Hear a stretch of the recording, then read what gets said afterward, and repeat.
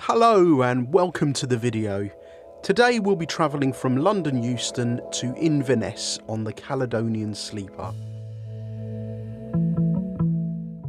This is currently one of only 2 sleeper services available in England, the other being the Riviera Sleeper. Let's make our way over to the lounge, which is located on platform 1.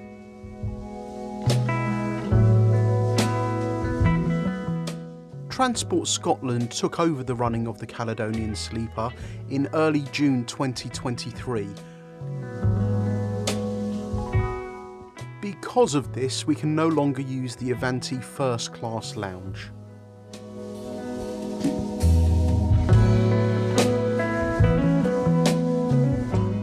I have to say that the lounge is a little underwhelming and a little small. It was packed on the evening that I was there, so I didn't get a massive amount of footage.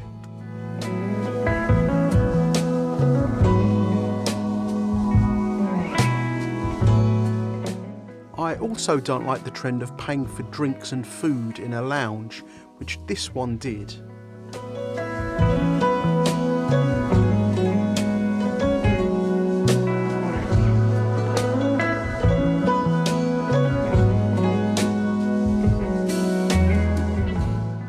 We have the sleeper seats.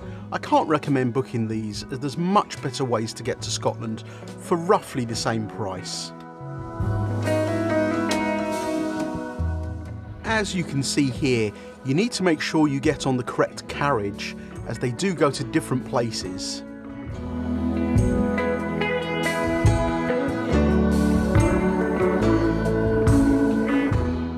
My club room was at the very front of the train, which is great to get some shots of the engine.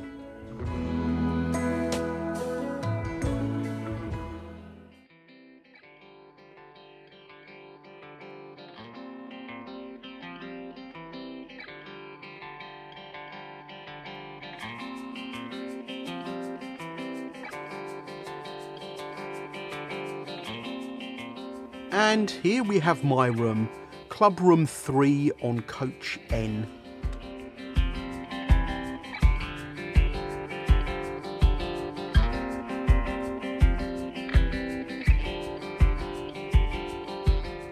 As you can see, these rooms are laid out as bunk beds, but you can also get a club double, which, as the name suggests, is a double bed in a much larger room.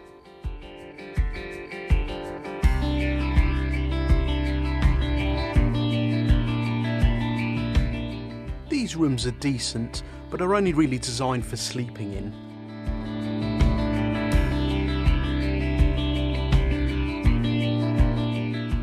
There is a pull-out desk here, but I felt it was a little cramped to work on practically.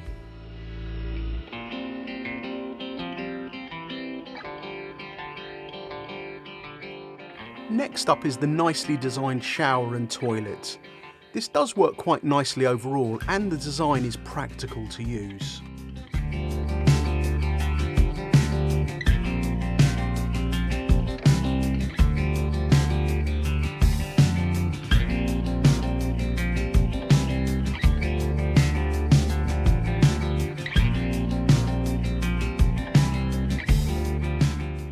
The hanging or closet space is pretty good, with 4 hanging points. Unfortunately, they only give you 2 hangers.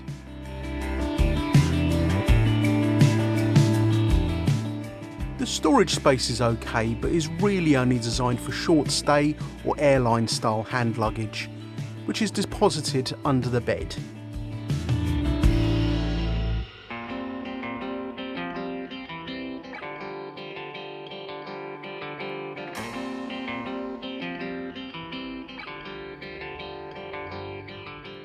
Connectivity is decent, with USB and power sockets available at one end of the lower bed, but nothing in the top bunk. I must say, I really find that quite strange.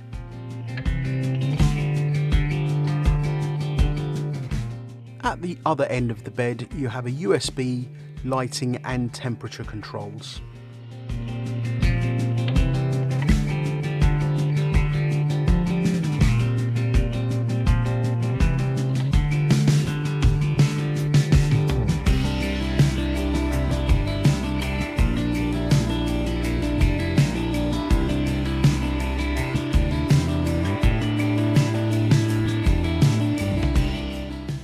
this top section of the breakfast menu, you get the chance to have your breakfast in the dining car.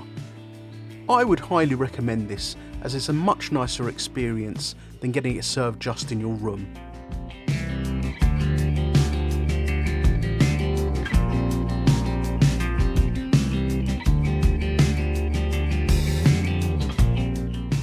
My other suggestion would be try and get down to the dining car as soon as you've finished in your room, as it can get quite busy down there and the seats fill up quickly.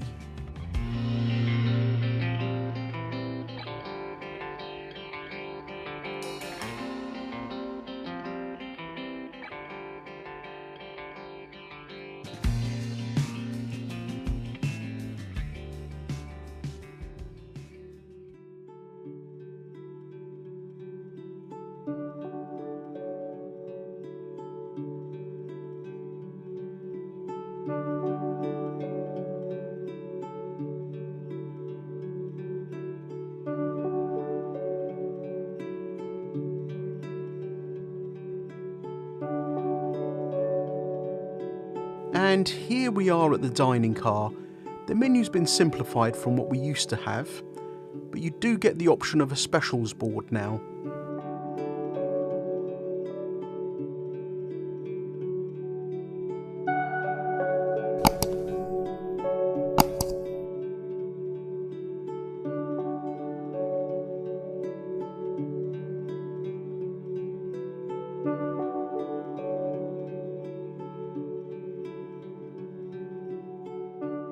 This really is a lovely place to spend a few hours, relaxing before you retire to your room for the night.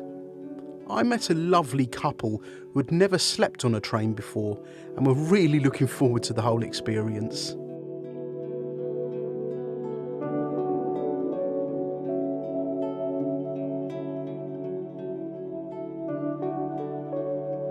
It's also very hard to say no to a good scotch, along with haggis neeps and tatties.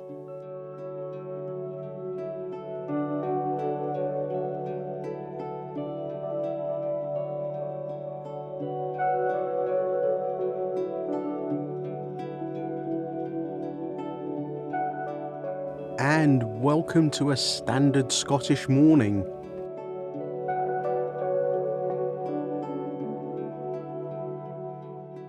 To be quite honest, when you have views like this, who really cares about the weather?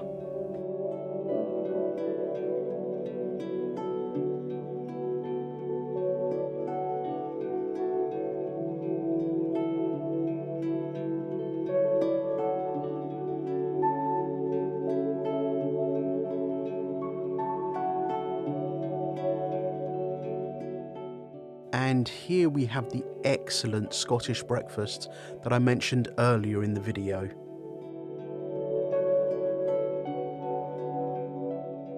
It's just not the same as a bacon roll and a takeaway coffee. And here we have arrived at our final destination, Inverness Station. So what are my thoughts on the Caledonian Sleeper? I personally think it's a great option for travel to any parts of Scotland and will be my choice of travel if it's an option. For something like a special weekend away, it makes a far better impression than a quick flight from an airport. My only criticism is that the lounge in London really needs to be better thought out, because it should feel a lot more premium than it does. I hope you've enjoyed this video and hope to see you again soon.